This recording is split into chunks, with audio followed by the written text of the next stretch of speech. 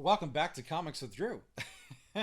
I'm Drew, and you are probably expecting a review of Spider Man Dark Web, and you are going to have your expectations subverted. You may actually also be expecting a review of The Amazing Spider Man number 20, but we're not going to start with that. We're going to start with Spider Man 19, The Amazing Spider Man number 19, the worst date ever. Now, you look at this cover and you say, oh, that's John Romita Jr. He's actually not sucking right now. He's actually getting pretty good. But the fact of the matter is that he just did the cover. He is only the cover artist. And ironically, I can't believe I'm even saying this, John Romita Jr.'s cover here is the best art in this book.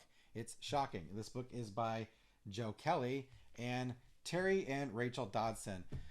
Joe Kelly and Terry and Rachel Dodson, I don't have any axe to grind with these individuals. I am sure that they are very talented. However, much like watching Babylon the other day,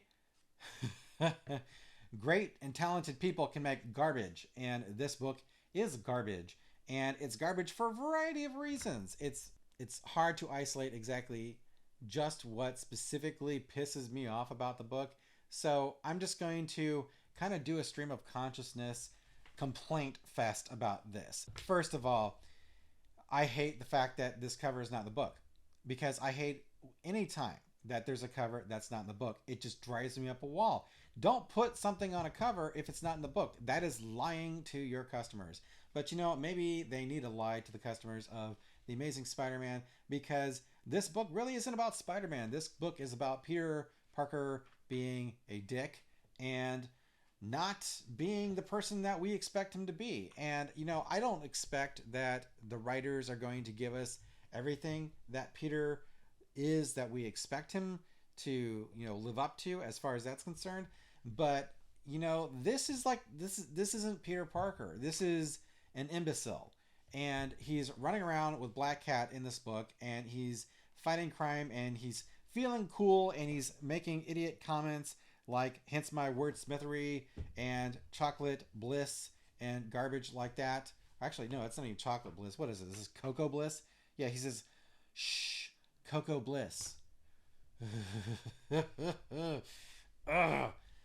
Basically, this is a rom-com book. This is a romantic comedy with a little bit of action, and it's written, I think, for not Spider-Man fans. So I think it's written for people who typically would not even read a Spider-Man comic book.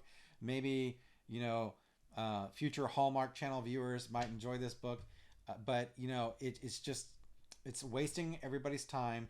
And it's, again, not furthering any kind of resolution to the absolutely asinine opening of the run to begin with this Amazing Spider-Man number one's opening. This is a terrible book. The plot of the book basically is Spider-Man and Black Cat are running around fighting crime, and then they decide that they're going to go upstate for a weekend retreat, and they run into Mary Jane and Paul,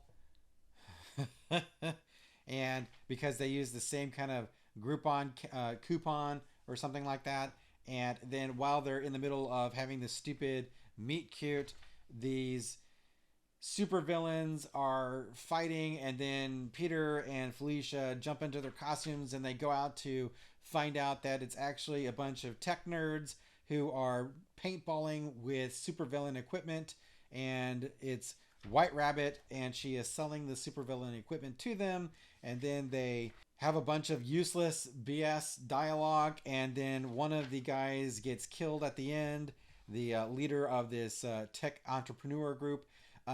Basically, the book is full of assholes, or douchebags, depending on your preferred nomenclature. This book is so irritating. The dialogue. Okay, so again, I've got nothing personal against the creators of this book. It's just that it's insufferable. The book is entirely insufferable. You have dialogue. You have wonderful, amazing, Eisner-winning dialogue, such as, I'll take my payment in hot chocolate any day of the week, which is why you're poor. Shh, Cocoa Bliss. Out of nowhere, the page, the first page, they're fighting some kind of villains or some kind of gang. Then Spider-Man is dealing with some kids with snowballs, and he's doing avalanche, and boom, all of a sudden we've got this giant image of Black Cat, and she likes hot chocolate, and Peter likes hot chocolate. And before you know it, it's like, oh wow, after a hard day of work or all this hard work of fighting crime, we're going to go upstate for a weekend getaway because, yes, of course, that's what Spider-Man fans want to read. Next thing you know, they're up at this retreat, and, it's just, this dialogue is irritating, and the book is riddled through with it. And it's. Okay, so one of the big problems that I have with this particular run of Spider-Man is the fact that they have broken up Peter and Mary Jane, and they keep teasing that they're going to explain what's happened, but Mary Jane has these kids with this other dude who's an ass, and it's not fun. It's not interesting. It's not new. It's not telling us anything cool. It's just they blew up the entire situation and are giving us a lot of bullshit, and I'm tired of reading it. It's just page after page after page of middle fingers. That's what this book really is. And I'm not even into issue 20. So Peter is basically getting the hots for Felicia in this book.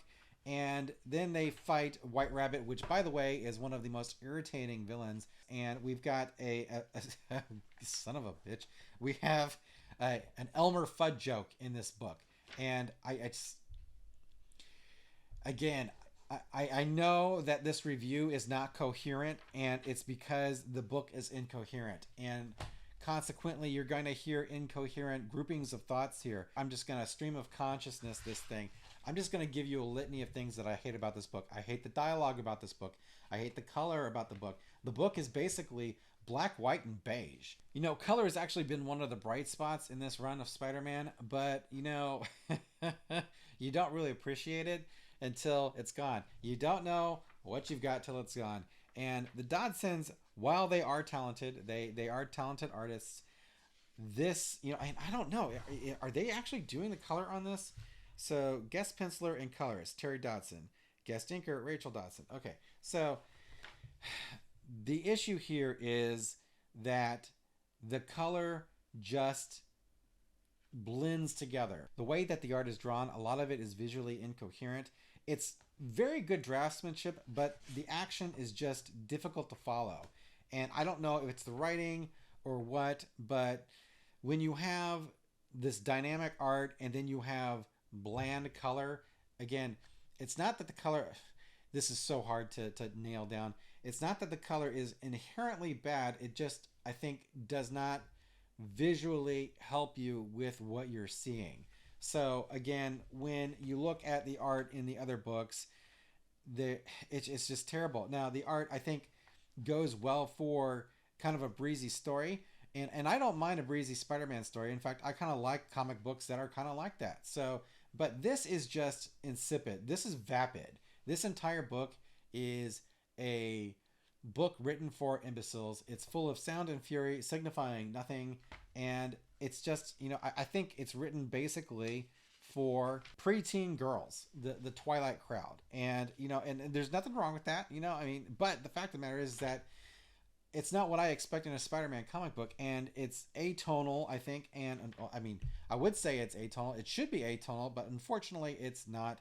We just got done basically with Spider-Man in Hell. Now we have him getting Cocoa Bliss at an upstate getaway where he runs into none other than Mary Jane. So it's like, hey guys, we're going to do something interesting and get you away from the Mary Jane garbage. And yeah, it's like, no, we're going to see Mary Jane in your face, and we're going to have more Peter and Mary Jane not being together. And that just pisses me off. I just feel like it's a giant middle finger. So, again, I was complaining about the dialogue with the Cocoa Bliss, and it's a hallmark of bad writing when we focus on food, right? Because we have nothing better to say, so we're just gonna say, "Oh, food that tastes good, huh? Aren't you excited about that?" And it's so irritating. Can you imagine Superman? Actually, no. Can you imagine Frank Miller, drawing Batman in The Dark Knight Returns, where he's talking about, "Oh wow, donuts, guys, yum!"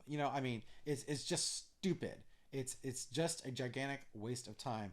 And again, the dialogue doesn't get better because we even have, White Rabbit actually indicating she's actually calling out the fact that she's making stupid, outdated references, and we get a bazinga in this. And if you're not familiar, that is a Big Bang Theory inside joke.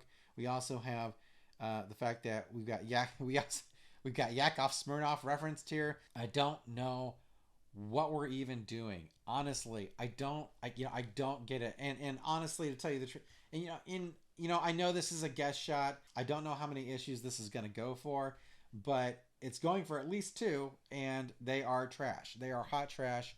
And Zeb and John, I'm not even going to put this on John, right? This is on Zeb. Zeb is writing an arc, and he's dragging it out, and it sucks. The whole arc sucks. And this isn't to say that Zeb is a bad writer, but the story that he's putting together is entirely useless. I don't care about it. I really don't.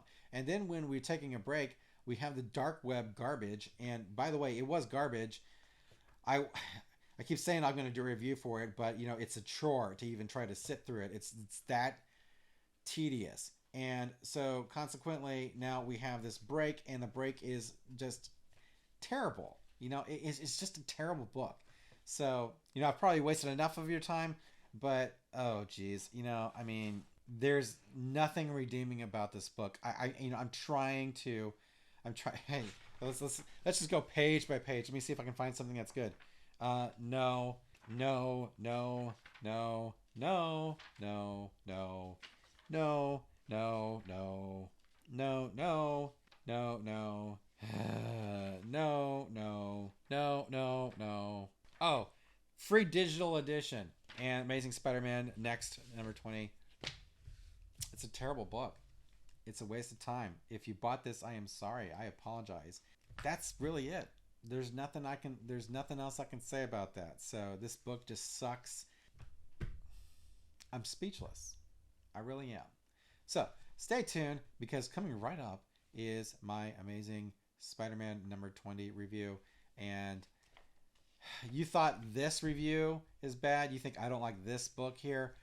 Oh boy. Wait till you watch that one. And it's coming up right after Connor is number 1 in our contest. So again, there is a contest I am running, and it's basically just for people watching videos. I hope you watch the video. I hope you watch the end and listening to me vent. And if you do so, I'm going to put in a question, and you can answer in the comments. And don't say why you're answering, just put the answer in. So today's question is, what is the absolute worst Spider-Man comic book you have ever read? It doesn't have to be The Amazing Spider-Man. It can be Spectacular Spider-Man or Miles Morales. I don't care. Just give me the volume and the number and the title of the issue and why you hated it, or the fact that you just did hate it. But if you do make the comment, I will add you to the list. You will get a point. And after the next couple of videos, I'm going to hold a drawing, and the winner will get a trade paperback of their choice from Amazon. Dollar limit 20, maybe 25. We'll see. Depends on what you want. But definitely at least a $20 trade paperback. And that is if you win the contest. So to win the contest, or actually enter the contest, you just need to, again, reply with the comic book of Spider-Man that you hated the most. Whether it's this issue or a different title, I don't really care. Just go ahead and answer. So again, I am Drew. This is Comics with Drew. Thanks for listening to me rant and rave incoherently about an incoherent book. Trying to be a reasonable man in unreasonable times is difficult, and this book will make you unreasonable and will make you put together unreasonable reviews on YouTube. So again, thanks for watching, and stay tuned, because this review of The Amazing Spider-Man 20 is coming right up.